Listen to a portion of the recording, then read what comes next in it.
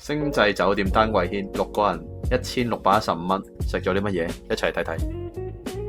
有餸嘅小食啦，牛展、啲筍啊咁樣，呢啲都係免費小食送嘅。呢個係瑤柱蛋白紅米炒飯，都 OK 啦，不過味道又唔係好夠噶啦。有啲飲茶嘅標配啦，鳳爪、排骨、叉燒包，普普通通啦，冇乜特別。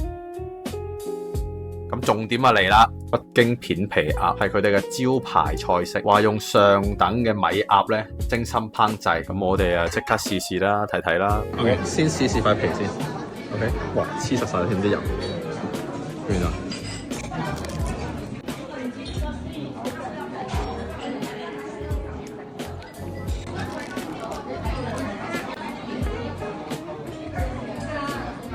超香。佢會喺現場度幫我哋片開晒啲皮啊，擺上啲蝦片度嘅。咁服務員都好貼心，幫我哋全部包好晒，做好晒咁俾我哋食。但係有一個問題，我想知嘅就係，咁我隻鴨400幾蚊買嘅，啲鴨肉去晒邊呢？嗰4隻髀去晒邊呢？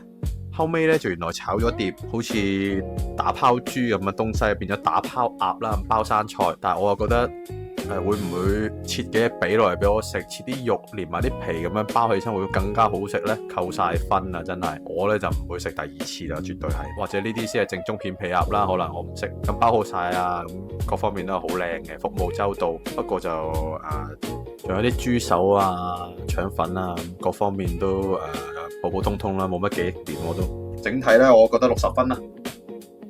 有興趣試下啦，未試。咁有某啲卡啊，咁都有啲折頭，咁都唔算話蝕得好犀利啦。不過我咧就肯定唔會去下一次嘅。咁啊條片就到呢度，下一條片再見。